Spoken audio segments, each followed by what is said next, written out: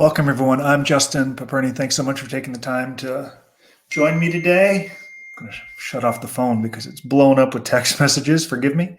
Let me jump right in. I want to film this video talking about 7 uncomfortable truths about federal prison. I think more than ever with this pandemic that's spreading through all of these prisons nationally, we're beginning to really see some uncomfortable truths about federal prison. I'm going to talk about those today. As I wrote in Lessons from Prison, of course, a book you can grab for free, I have frequently said the easiest part of the sanction could be life in federal prison.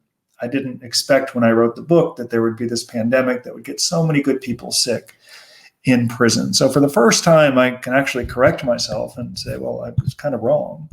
The hardest part of the sanction currently, because of this virus, is actually serving time on the inside. So I'm empathetic to everyone going through it. For those of you who have questions about what you can do to help a loved one get home more quickly, my business partner, Michael Santos, has filmed a treasure trove of content, and I'll put up a link to it so you can understand how to advocate for your loved one, how to try to get them home more quickly. So it's tons of content. He has hundreds of hours into it with the goal that will help your family, of course. Michael served 26 years in jail. Even as many times as I've said, I can't believe my buddy served 26 years in jail. Of course, that's where I met him. He guided me in for more than 10, 11 years now. He and I have been working together to help people. So this video, Uncomfortable Truths About Federal Prison, I'm going to do a little screen share here to getting technical. Hope this goes well. Add to stream. And so I wrote this blog, Uncomfortable Truths About Federal Prison. I'm going to transition to, wow, I've been so busy. I wrote this on March 25th. I wrote it that day. I said I'm going to put it as a blog that week, and here we are. It's April 14th. But we've been busy, which is a good thing. We're incredibly grateful. One of the first trio, by the way, is a disclosure. My wonderful wife took our 2 kids to the little park, which is very close to the home. We're respectful of the quarantine. It's literally like 15, 30 feet away, but they're going to be back soon. If you hear my daughter running in, you've been forewarned. Okay, this is quarantine life. As an aside, my daughter actually did a little cut of my hair, which is getting way out of control, but that's a different conversation. So let's go to number 1, uncomfortable truths about federal prison. Staff does not care. We have to understand the difference between what staff may say and what they actually do. So a few days ago, there was a CNN article that was quoting the new acting director of the Bureau of Prisons. And in there, he said, I think we're, I hear the garage door, here they come. I think we're doing a pretty good job.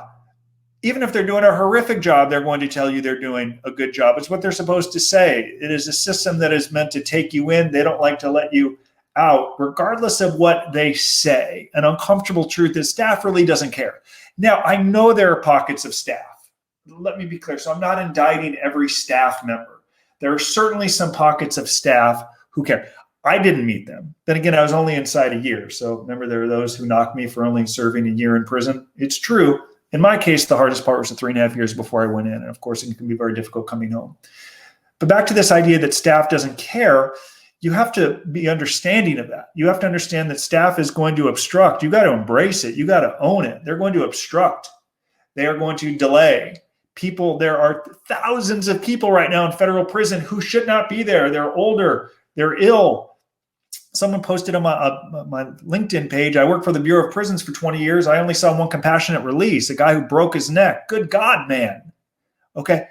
You got to embrace that if you're going into the prison system. Of course, too many prisoners are embracing that right there. In this blog, I use the analogy, if you think staff cares about prisoners, you probably also believe that tobacco companies don't want you to smoke. Don't be gullible. Don't be naive, because I don't like when I get calls from home. As I wrote in a book that you should also get for free, in my book, Living Deliberately, in the first page of the book, I think I write on average 10 people a day. On any given day, an average of 10 prospective customers reach out to my company. And 20% of the people that reach out to us are home from prison.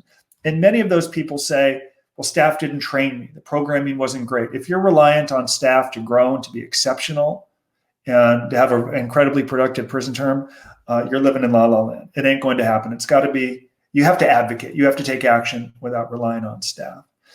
Transitioning to number 2, when we talk about some of these uncomfortable truths about federal prison. Not enough federal prisoners use their time to introspect. Now, of course, I understand given the pandemic It's tough to spend time reading philosophy and ethics and Plato and Aristotle where you could be confined and quarantined. I get it.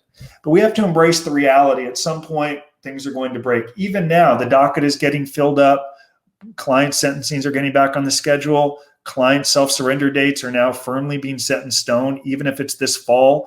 Things are getting more active. We're going to reach a point where it's back to normal, as insane as that sounds. We will get back to a point where the easiest part of the sanction is the actual prison term. Could happen, not be till this fall, but many of you who come to white collar advice you're here for one reason. It's not to hear me say nonsense like my daughter gave me a haircut and my wife has asked me not to shave till this quarantine ends, or that's not why you're here. It's not why you're here to get the shortest sentence, to have the most productive outcome. And you can only do that if you work. You can only do that if you invest the time. And that's really, if you're not willing to invest the time and do the work, we're not the right channel for you. You should unsubscribe. You should not like the video. I can't tell you how many people get the book, say they're going to read it and they don't. It's free. It's 50,000 words of valuable content that will guide you. So you have to do the work. You have to implement it. Leading back to number 2, not enough federal prisoners use their time to introspect. And then I wrote, one would think with so much time on their hands, federal prisoners would have ample time to introspect. Introspection is the key to understanding the motivations behind our choices and the choices themselves. So I encourage you, while you're on the inside, when it returns to a sense of normalcy, and eventually we will get there, think about how you can spend your day. Think about what you can do to prove worthy of the love you get from your outside community. I would measure my day in prison. I would think of people that I admired and respected and loved, and I would measure my day and think, what are they doing right now? What are they doing to support their family, to build their business? So I didn't compare myself to others. I compared myself to others. Let me say that again. I didn't compare myself to other prisoners, perhaps next to Michael Santos, and nobody could keep up with his schedule. I compared myself to people that I admired, and to do that, I had to introspect and think, how did I end up here? How did a privileged kid from the hills of Encino end up on the wrong side of prison boundaries? What compelled me to break the law? What rationalizations did I give into? What opportunities did I seize? Because of that introspection, I was then in a position to tell my story. I was then in a position to bring people in my network, not by blaming or excusing. So an uncomfortable truth of federal prison number 2, or as my 2-year-old son Jason would say, he's learning Spanish. It's incredible. A lot of prisoners, there's nothing I can do from here. I heard that all day in jail. There's nothing I can do from here. I'm locked up. There's nothing I can do from here. I'm separated from my community. There's nothing I can do from here. Programming sucks. And when I program, where's my certificate? Where's my certificate? No. So I will say to you, as off-putting as it may seem to some, because I only served a year, if you're going to prison, do not embrace the reality. Let me say it a little better. If you're going to federal prison, do not buy into this myth that there isn't anything that you can do from there. And I learned that from Michael Santos. Some people used to call Michael nuts and crazy for getting up at 1 a.m. Now he gets up like at 3 a.m. But he would introspect, he would think, he would write, he would create. Don't be any different. Number 3. I hear my son. I kind of want him to come in. I miss him. Number 3, culture trumps the code. This is great. This kind of comes back to what the CNN, the BOP director said in the CNN article. Culture trumps the code. Federal prisons are full of signs that read preparing offenders for reentry. Actually, at Taft Camp, where I served time, there's a huge sign on the softball field that says exactly that, preparing offenders for reentry. Now, in reality, staff doesn't care if you sleep all day, if you complain all day, if you play cards all day, they don't. So regardless of what the platitudes that the signs may say, regardless of what the code may say, I remember when I was in prison, Miss M, I won't say her last name, you knew when like BOP corporate was coming, because she'd be a little nicer, but she'd want the prison perfect. And she would go to certain prisoners and say, if the so-and-so comes around and they're with corporate, and if they ask about programming, say that it's great and this and that, and then she'd promise them some nicety or something on the other side. So it's all hype. Okay. An uncomfortable truth is the culture trumps the code. And frankly, we're seeing that with the pandemic right now in prison. I know that guards aren't properly protected. I know that if they ordered lockdowns of visitation on March 8th and people were beginning to get the virus on March 30, that it was brought in by staff, and staff weren't properly wearing masks and gloves. And I know they're continuing to do the transport out of Oklahoma. And so I say that to you, regardless of what they tell stakeholders about how great and incredible they're doing, how fantastic the BOP is in managing this nightmare, or as the director says, I think we're doing a pretty good job. Regardless, you have to understand the day-to-day code and culture, measurably different. You got to embrace that so it doesn't get in the way of you being productive, right? I asked Michael Santos one time, like, what does institutionalized mean? And he's like, oh, could write a book about that. Knowing him, he probably will. And he said, well, what do you think? I said, I don't know. I've been here like 3 months. He's like, well, think. I said, I don't know. I said, I notice a lot of guys get upset if something doesn't go their way. He's like, that's not really a great answer. I'm like, well, yeah, I'm on the spot here, man. I don't know.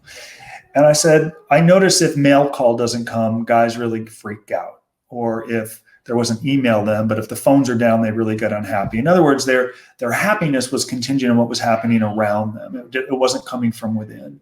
And often that's if staff is not nice, if programming is shut down, if a staff member doesn't act in the way that they're supposed to. So number 3, an uncomfortable truth about life on the inside. Culture trumps the code. Embrace that and own that. Number 4, prisoners discount how much control they really have. I began to understand this, spending time, of course, with Michael. Then in prison, God, where are the quotes? I have some great quotes that I read from the Stoics in prison. Marcus Aurelius, Epictetus, Seneca.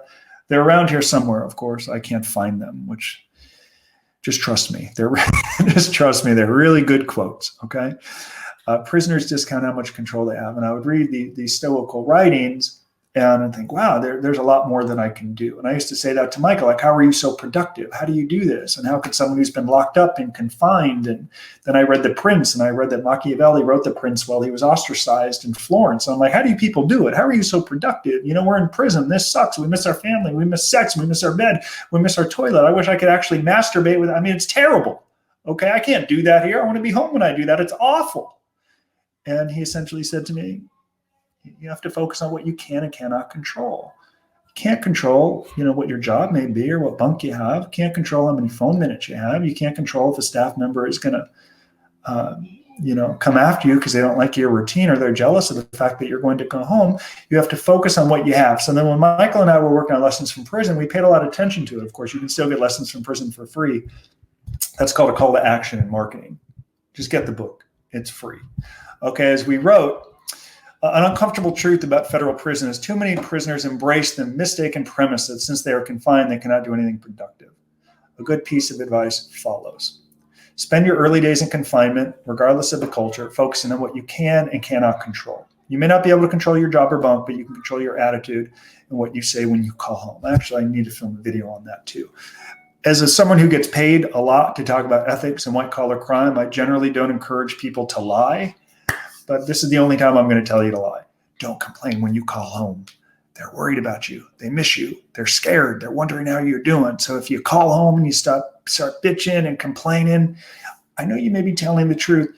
It's okay to fib a little bit. Yes, I said it on White Collar Advice. I have a book that you can also get for free, Ethics in Motion, collection of case studies about federal prison consulting clients. My first year out of jail, had 25 clients, profile 15 of them in this book. Yes, telling you to lie, and I get paid to talk about ethics.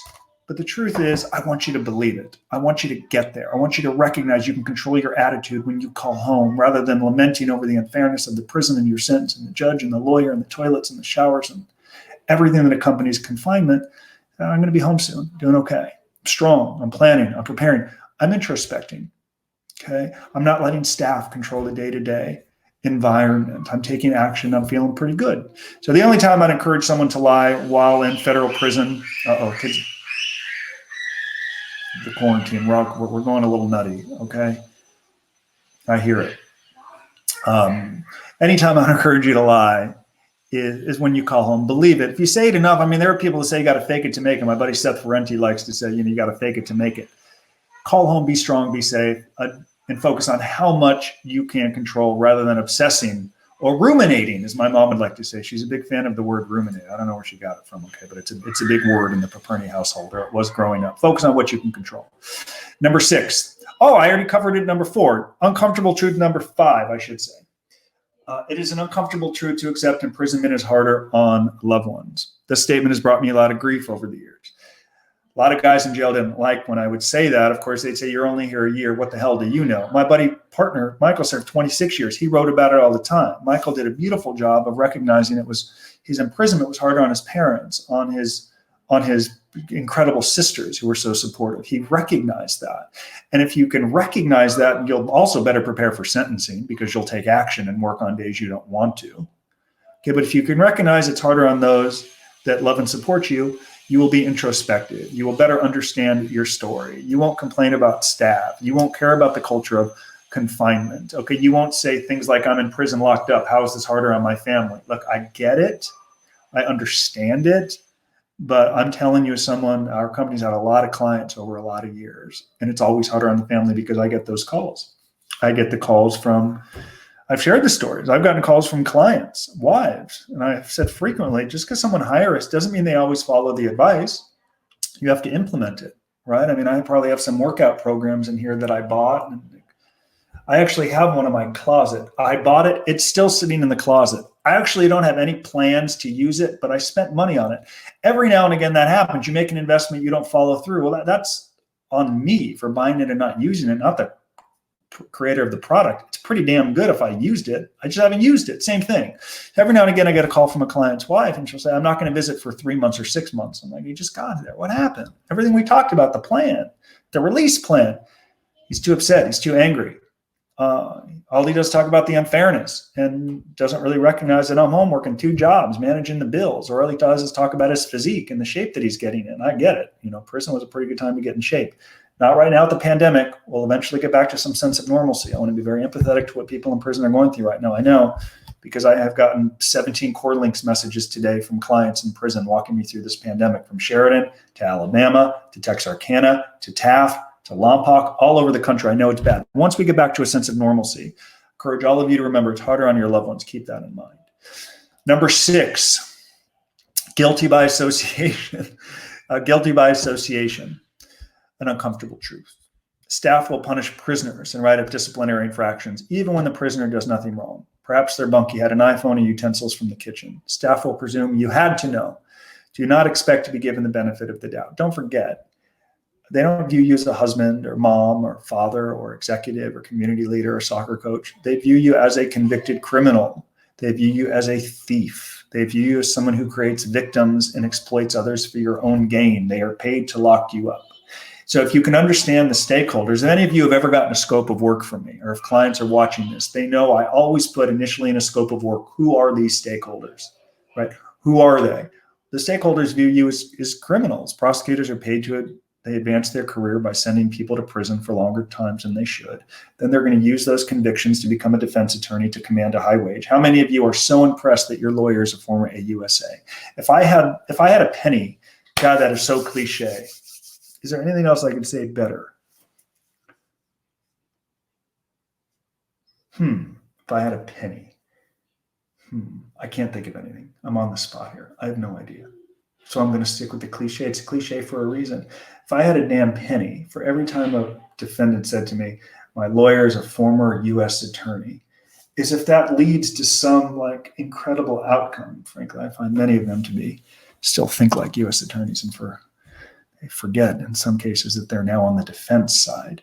But either way, they were once a prosecutor who got paid to lock people like you and me up for periods that were longer than they needed to be. So they view us as criminals. Don't forget that staff in prison views you as a criminal. That's why it's guilty by association. Of course you should have known. Of course you broke the law. So what can you do? To the extent that you can create an environment on the inside, I discussed this a lot of my media last year with Fox and CNN about how celebrities we counsel who go to prison kind of need to create an environment that removes as much, it gets them away from as many people as possible. I think that's a good strategy. If that includes waking early, going to bed earlier, avoiding the TV room in the evening, no dominoes, no spades, no cards. I mean, if you can do that, then you remove the risk of becoming guilty by association because you're not going to be around as many people, or be very careful about the friendships that you form. I believe friendships should happen organically in prison, as they did with me and Michael Santos, my good buddy Andrew Alchek, who unfortunately died March 21st, 2010. I'll never forget it. I was having breakfast with my family at the Pacific Dining Car in downtown. And I got a call that Andrew had an aneurysm and died on the track. But my friendships in prison really formed organically. And I encourage you to let them form organically as well, and be careful about those friendships because they can get into trouble. Number 7, For some, life after prison is harder than serving time in prison. It's pretty true. And as I said earlier, 21% of the 500 people a month who reach out to white collar advice are home from prison. Many are struggling. While in prison, what did they dream of? All they obsessed about was getting out, or they wanted RDAP and the time off. Guess what? Now they're free. Many of them call me and say, well, like, what do I do? What do I do now? And I'll say, well, walk me through your prison routine. And I'll say, dude, I couldn't do anything there. Staff sucked. I was locked up. Nothing I can do in there. I was confined. And they kind of come back to some of the uncomfortable truths. They didn't want to embrace some of those uncomfortable truths. So I am saying to all of you watching, if you're a potential client, if you are someone who will never be a client, if you don't want to call and take me up on the free call, totally cool. If we never connect, let me speak some truth to you. If you're not ready to come home, it's harder. I know you're obsessed and your goal is to get the shortest sentence, and you should be obsessed with wanting to get the shortest sentence. Again, that's why you're on this channel. I know the goal is to get the shortest sanction. I know you want to hold your lawyer accountable. I know you want the government to see you for more than bad choices that you made. I know you don't want this to define the rest of your life, which is why we need to come back to what I said earlier, becoming introspective and thinking and writing, right? They're all tied together, right? These are 7 uncomfortable truths. And if you can embrace them, you're going to move towards, well, frankly, what can be the hardest part. If you can embrace them and own them, life on the other side won't be as hard. Because who cares if you get the time off through RDAP? I know RDAP's a buzzword, first step back to buzzword, time off. I probably use them too. I'm guilty of it too. You put some of my YouTube videos without people watching and calling. I'm guilty of it too. I know the buzzwords. I've been doing this a long time. I served time in prison, had a lot of clients. I'm in the space, okay? I'm in the space. I have an idea of what the pain points are. I know you want the shortest sentence. I know you want to get home. But there is not enough attention paid to what do you do on the other side. And when I share this with you, it's because even now, before you're sentenced, I want you to be thinking about life on the other side. I want you to think about what you do when you come home, because if not, you get 18. I filmed this video when I was in Spokane, Washington, before I did an ethics lecture where I said, don't let a short sentence become a life sentence. I'll put up a link to it. Don't let it. I beg you, because 18 months, 2 years, 3 years turns out to be a life sentence. And you'll never stop talking about it. So that's how I'm going to close this video. I'm very passionate about this work because I know how it changed my life. I know how hard I work. I also know how much guidance I had. I was so incredibly grateful to have guidance from Michael Santos and other mentors. Happy to be that mentor for you. If you think someone is better equipped or better suited, great. Take action, but follow the plan. Do not do what I did, which is buy a great workout program. My wife tells me I've lost about 15 pounds of muscle since I came home. It's true. But then again, wife, a couple of kids, working a lot, career. It's crazy. Okay. I don't have I was working out 5 hours a day in jail. Okay. So I actually saw something. I saw an Instagram ad. I bought it, looked awesome. It's in the closet. I still have yet to use it, but I'm going to hopefully soon. Look, I'm very grateful that hope you find value in this video. I hope you enjoy this video as much as I enjoyed making it for you. If you found value in it, subscribe, share it, get vested, get my book, schedule a call me, let's have a conversation. I have nothing else to say. I'm going to wrap this up at 5:19 on Tuesday, April 14th, and go have dinner with my wife and kids and get up early at 4 a.m. tomorrow and do it all over again. If you find value, subscribe, like it, comment. I'm back soon. Thanks for your time. Bye-bye.